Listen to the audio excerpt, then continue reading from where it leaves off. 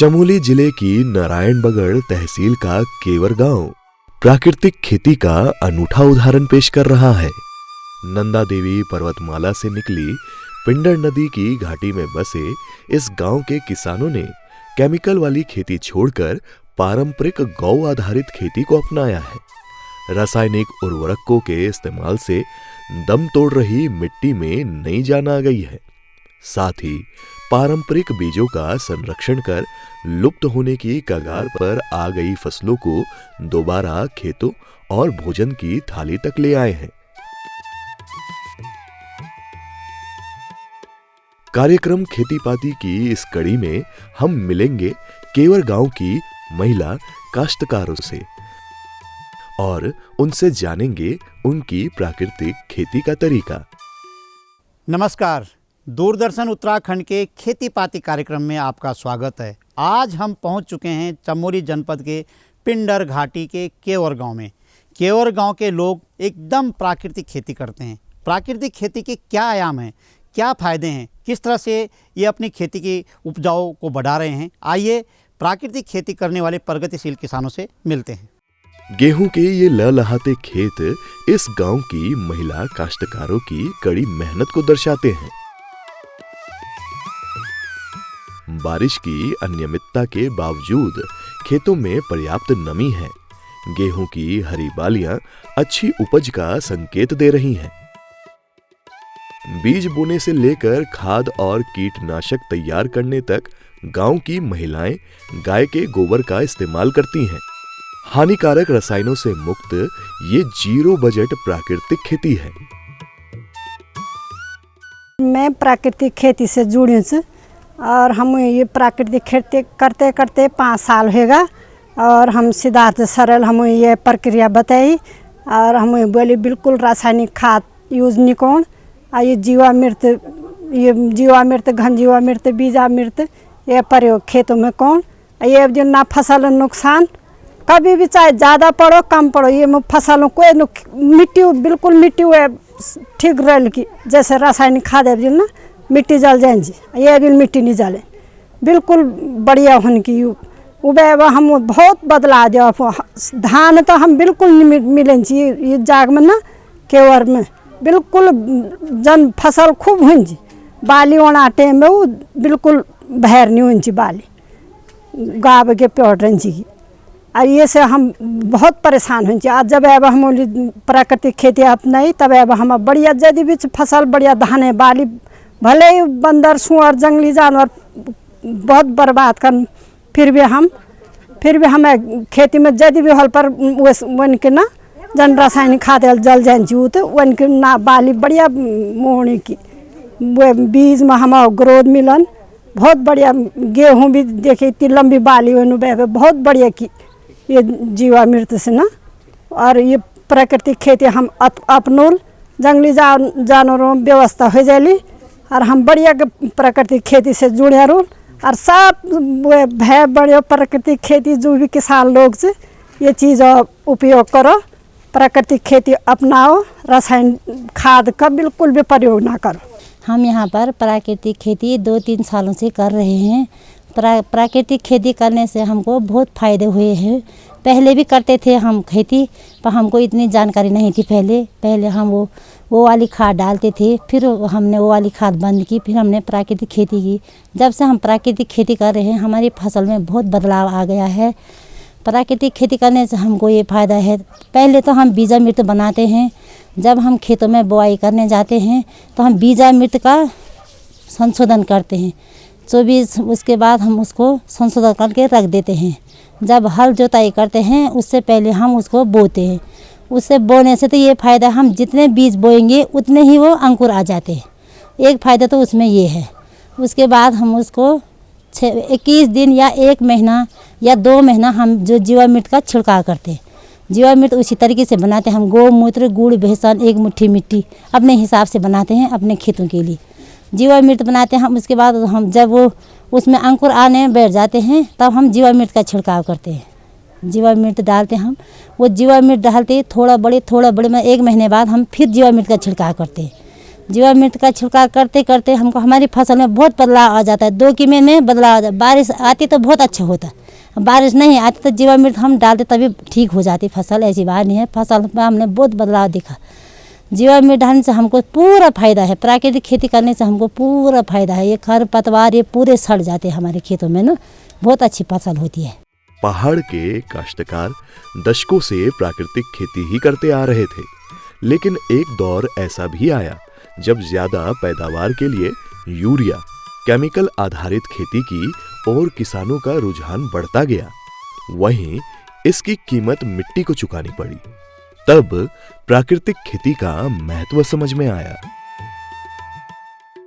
प्राकृतिक खेती से जुड़े हुए प्रगतिशील किसान किस तरह से प्राकृतिक खाद बना रहे हैं। पुरुष ही नहीं, यहाँ की महिलाएं भी प्राकृतिक खेती को विकसित कर रही है। तो आइए इनसे मिलते हैं, किस तरह से ये प्रगतिशील किसान प्राकृतिक खेती को बढ़ावा दे रहे हैं।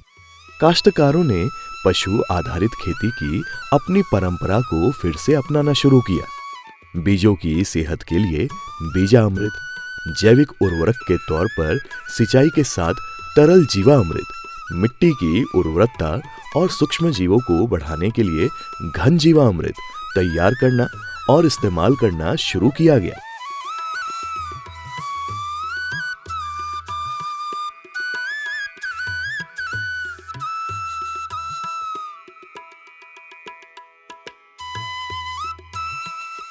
हमारे पहाड़ों में पारंपरिक खेती तो होती रहती थी, उसमें गोबर का ही खाद ज़्यादातर किया जाता था। लेकिन बीच में ऐसा ट्रेंड चलन आया कि अधिक उत्पादन के चक्कर में लोग रासायनिक खादों का ज़्यादातर उपयोग करने लगे और उसका दुष्परिणाम ये हुआ कि एक तो हमारी खेती धीरे धीरे बंजर की ओर जाने लगी और मानव स्वास्थ्य पे उसका दुष्परिणाम देखने को मिला। कई तरह के रोग उस पे इंसानी शरीर पे लगना शुरू हो गया। विशेषकर कैंसर है, डायबिटिक है, आपका कई तरह के हार्ट अटैक का, ये सारे कारण केमिकल खाद्य पदार्थों के कारण ही हुआ।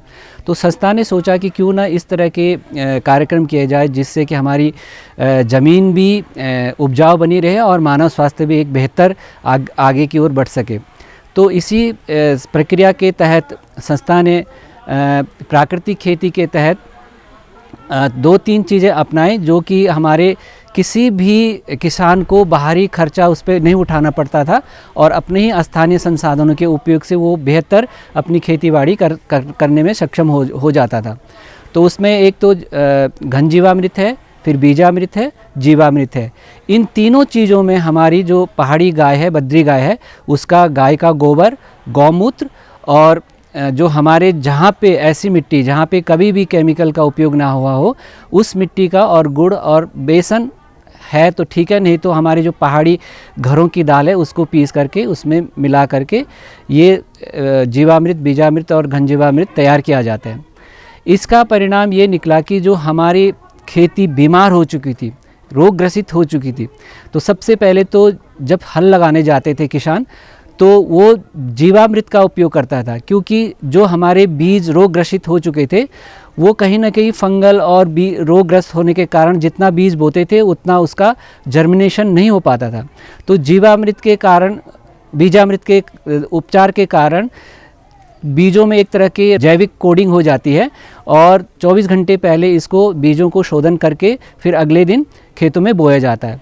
फिर उसके बाद जैसे बीज अंकुरित होकर के पौधे 1 से 3 सेंटीमीटर के बीज उग जाते हैं तो पहला छिड़काव किया जाता है जीवामृत का।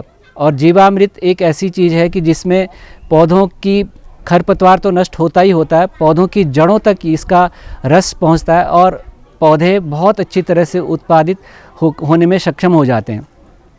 इसमें खरपतवार भी नहीं होता है, क्योंकि जो आज तक गोबर डालते थे, गोबर में कहीं ना कहीं घास के, फालतू घास के बीज चले जाते थे और बीज बीच में उग करके फसलों को नष्ट कर देता था। ये एक ऐसा तरल पदार्थ है जिसमें कोई बीज का अवशेष नहीं जाता है और पौधों की जड़ों तक जाता है और इसको हर 15-15 या 30 दिन के अंतराल में 5 छिड़काव किए जाते हैं फसल पकने तक। और बीच बीच में हम जो है घन जीवामृत इसका पाउडर बना करके फसलों की जड़ों में छिड़काव किया जाता है। इससे हुआ ये कि शुरुआत में कुछ ही गांव ने इसको अपनाया जहां पे हमने प्रशिक्षण दिया।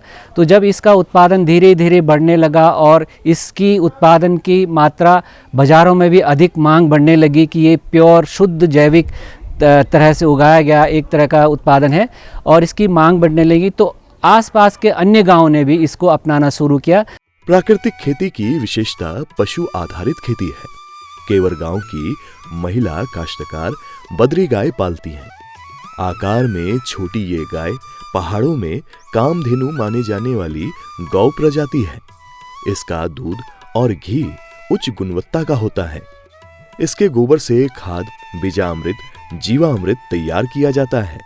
गांव की महिलाएं एक साथ मिलकर इसे तैयार करती हैं और हमें इसका तरीका बताती हैं। हम यहाँ पे घन जीवामृत का परीक्षण करना जा रहे हैं। और ये सबसे पहले हमने बद्री गाय का गोबर लिया, उसको हम अच्छी तरह छानेंगे।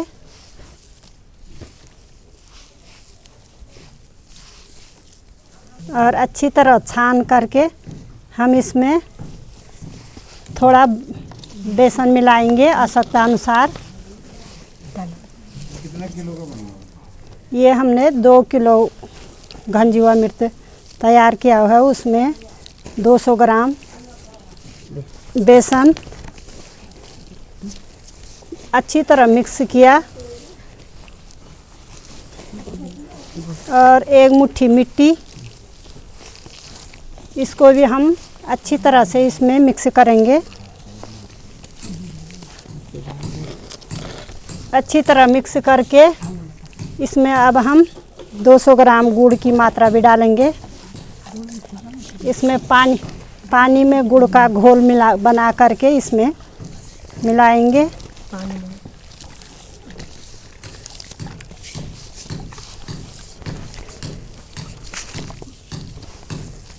गुड़ का घोल भी अच्छी तरह इसमें घोल करके मिक्स करेंगे।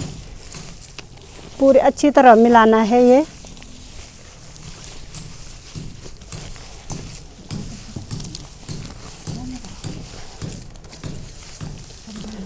और घन जीवामृत को इसमें आप गौमूत्र डालेंगे। इसमें गौमूत्र भी बद्री गाय का ही प्रयोग होगा। घन जीवामृत के लिए बद्री गाय का ही गौमूत्र, गोबर यूज करते हैं।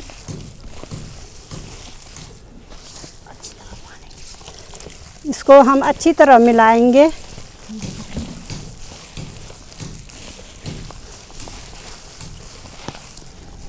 और 2 दिन तक हम इसको छांव में सुखाएंगे।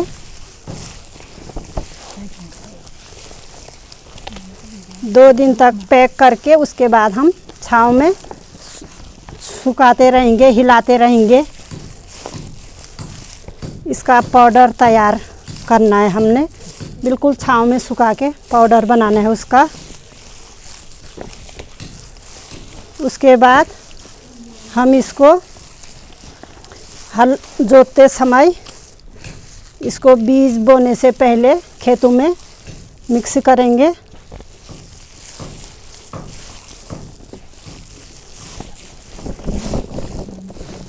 ये हमारा घन जीवामृत तैयार हो चुका है। इसको हम इस प्रकार से ढक देंगे 2 दिन तक।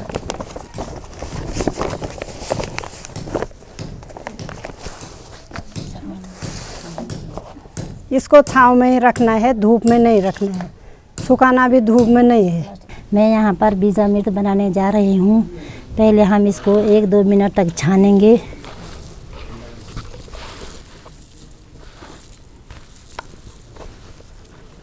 फिर हम इसमें चूना मिलाएंगे।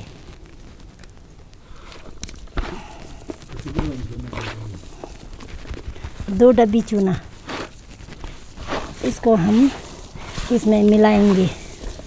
अच्छी तरह मिलाएंगे ताकि जो भी कीटाणु होंगे वो ठीक हो जाएंगे। इसके बाद हम इसमें 1 मुट्ठी मिट्टी मिलाएंगे।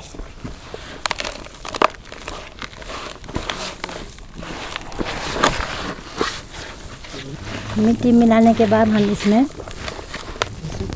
गौमूत्र डालेंगे।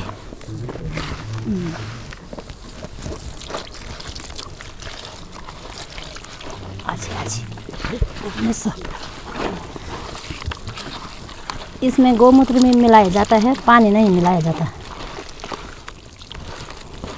गौमूत्र, चूना, मिट्टी, बस ये 3 चीज़ें मिलाई जाती बीजा मिर्च में।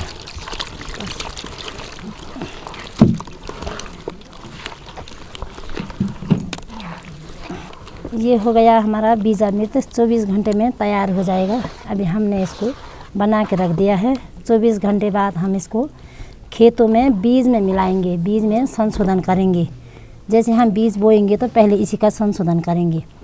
बीज बोएंगे पहले हम इसी को बोएंगे, बीज में मिलाएंगे संशोधन करके, तब हम बीज को बोएंगे। इससे हमारी खेती में भी नमी बनी रहती है, फसलों में भी नमी बनी रहती है। जब से हमने इसका प्रयोग किया, हमारी फसलें बहुत अच्छी हो रही। ना तो हमने उग से देखे, ना कीटाणु देखे, ना कुछ नहीं देखे हमने। जड़ें भी मजबूत हो रही, फसलें भी अच्छी हो रही। इससे हमको बहुत फ़ायदा है। हम तीन चीज़ों का हमेशा यूज़ करते, बीजामृत, जीवामृत, घनजीवामृत। मैं आप लोगों को ये बीजामृत के बारे में बताने जा रही हूँ। इसमें ये कूड़ा करकट है, इसे हम छान देंगे आराम से। जैसे ये 5 किलो है, इसे हम 1-1.5 मिनट तक छानते रहेंगे। जैसे हमने इसको छान दिया, ये साफ़ हो गया। इसमें हमने 1 मुट्ठी मिट्टी मिलाई। मिट्टी पेड़ के नीचे की होनी चाहिए। इसे हम ऐसे मिलाते मिलाते इसमें हम बेसन डालेंगे।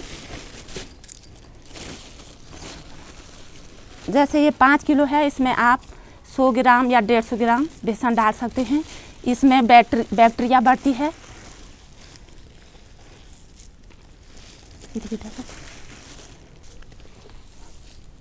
और इसमें हमने उतना ही गुड़ डाला है, जैसे 250 ग्राम गुड़ भी हो सकता है। इसे वैसे तो भिगो के डाल सकते हैं, भिगो के नहीं तो तोड़ के डालना चाहिए। और इसे इसमें ऐसे ही मिलाना चाहिए। जैसे इसको मिला दिया, फिर हम बड़े ड्रम में डाल सकते हैं। इसको आपके दिखाने के लिए हमने छोटी बाल्टी का यूज किया है। और इसमें हम उतना ही 2-3 लीटर गौमूत्र डालेंगे। इतनी डालो, तब इतनी डालो ना। वैसे तो इसे बड़ा ड्रम होना चाहिए था, हमारे पास वो चीनी है। अभी हम उसे ऐसे ऐसे मिलाएंगे, फिर उसमें पानी डाल के ड्रम में ढक देंगे। ढकने के बाद हम उसे 5 गर्मियों में तो 3 दिन, नहीं तो सर्दियों में 5 दिन या 7 दिन उसे ढक के ऊपर से बाल्टी रखेंगे, वो रखेंगे कपड़ा, उसमें बोरिया या कपड़ा रख सकते हैं। उसे फिर नीचे तक घुमा के लकड़ी की तरह, ऐसे प्रकार की तरह, घड़ी की तरह ऐसे ऐसे घुमाना चाहिए शाम सुबह। फिर इसमें हम पानी भी डालते हैं, ड्रम भर देते हैं, बड़ा ड्रम। फिर जैसे हमने इसको ढक दिया, फिर सर्दियों में 5 दिन, गर्मियों में 3 दिन हमें सिखाया गया कि जैसे हमने इस जग से डाला, एक जग हमने इसको डाला, फिर 5 या 7 जग हमें पानी चाहिए।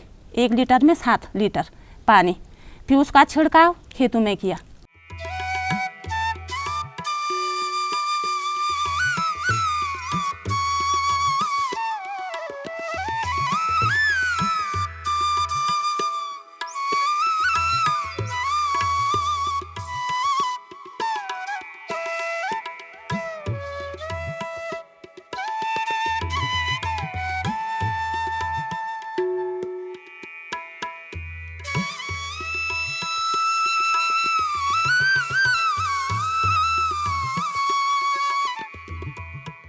खेती के तरीकों में बदलाव के साथ ही केवर गांव के काश्तकारों ने बाजार में मिलने वाले बीज की जगह अपने पारंपरिक बीजों का इस्तेमाल करना शुरू किया है। इसके लिए बीजों का संरक्षण जरूरी था। मंडवा, झंगोरा, कोणी, भंगजीरा, राजमा, तूर, मसूर की दालें, सेरों का धान, काला धान समेत स्थानीय अनाज और विशेष तौर पर भारा अनाज की परंपरा को पुनर्जीवित किया।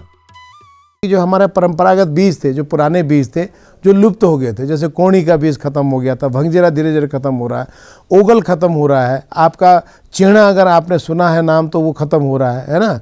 और इस तरह के जो बीज हैं, जैसे काला धान था, श्याल साटी है, तो कई एक हंसराज होता था, जिसको हंसराज अगर बोते थे तो बहुत ज़्यादा उसकी सुगंध आती थी खेतों में।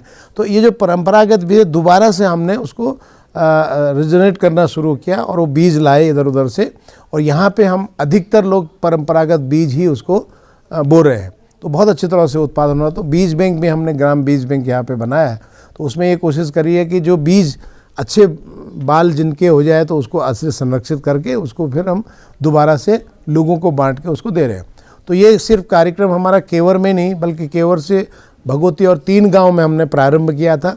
4-5 साल इसको बहुत अच्छी तरह से चलाया, जब इसके सक्सेस हो गया फिर हमने इसको फैलाया। तो आज के डेट में तकरीबन 15 से 20 गांव इस प्राकृतिक खेती को अपने तरीके से इसको अपना रहे हैं। तो ये बहुत अच्छा वरदान साबित हो सकता है। लेकिन इसमें यह भी है कि भाई प्राकृतिक खेती के लिए गाय का गोबर चाहिए और बद्री गाय का गोबर चाहिए, लेकिन अब गाय कैसे आएंगी? तो गाय अगर होंगी तो भाई गोबर होगा।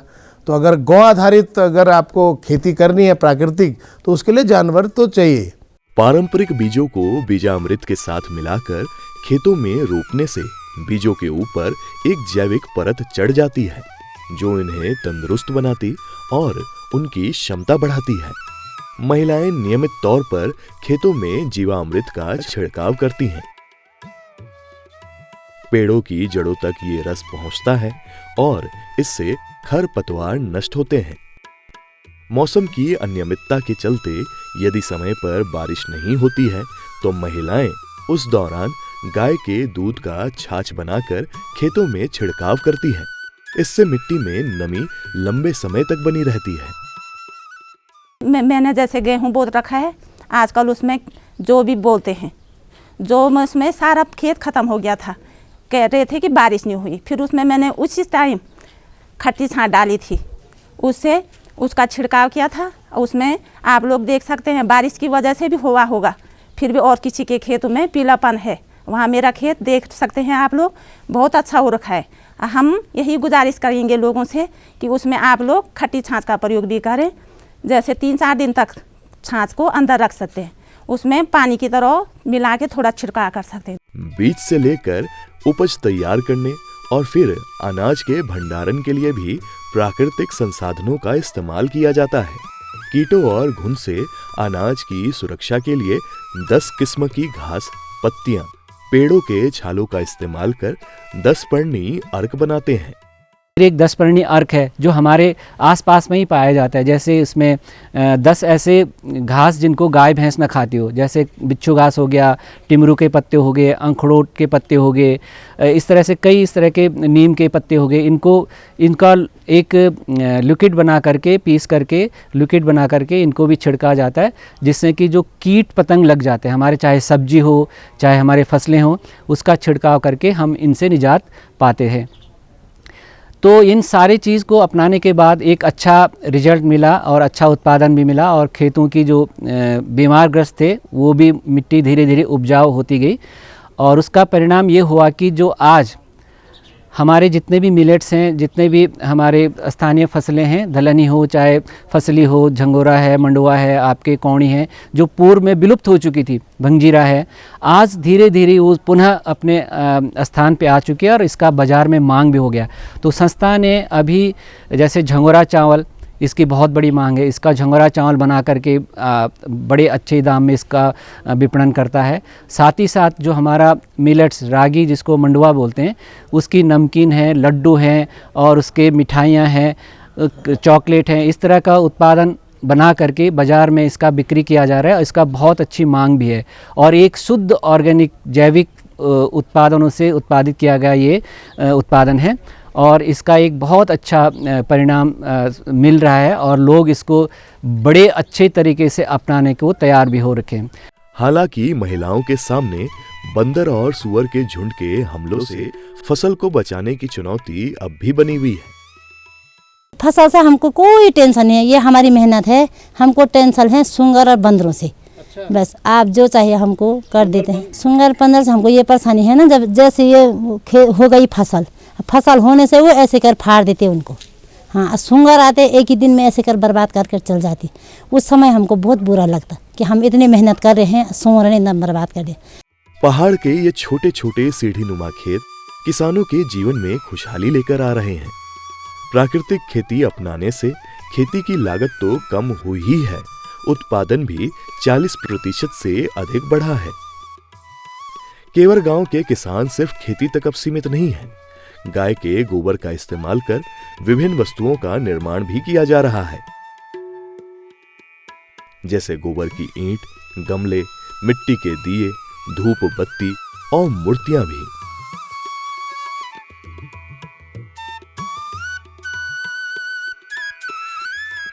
ईंट बनाने के लिए छोटी मशीन का इस्तेमाल किया जाता है। इसी तरह दिए बनाने का ढांचा इस काम को आसान बना देता है। पशु आधारित यह उत्पादन किसानों की आजीविका का एक और जरिया बनता जा रहा है।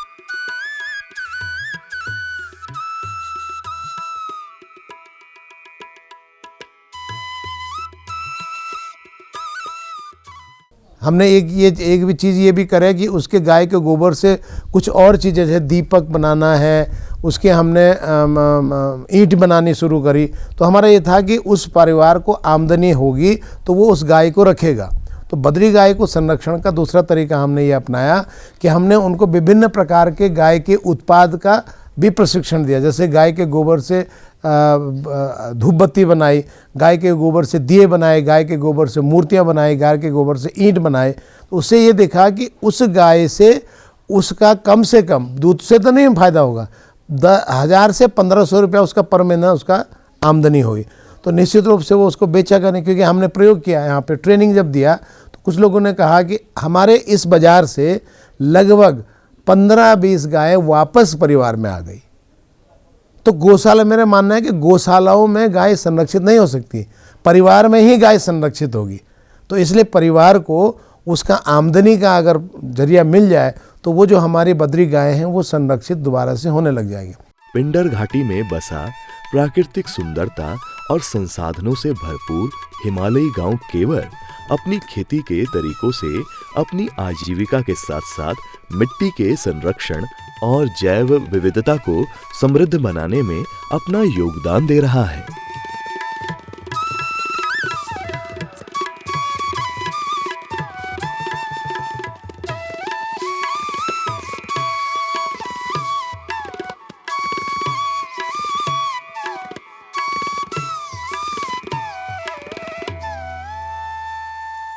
केवर गांव के प्रगतिशील किसानों ने हमें बताया कि प्राकृतिक खेती कितनी अच्छी है, इससे कितनी अच्छी उपजाऊ हो सकती है और यह प्रत्येक के स्वास्थ्य के लिए कितना अच्छा हो सकता है। आज का कार्यक्रम हम यहीं पे समाप्त करते हैं। दीजिए इजाज़त, नमस्कार।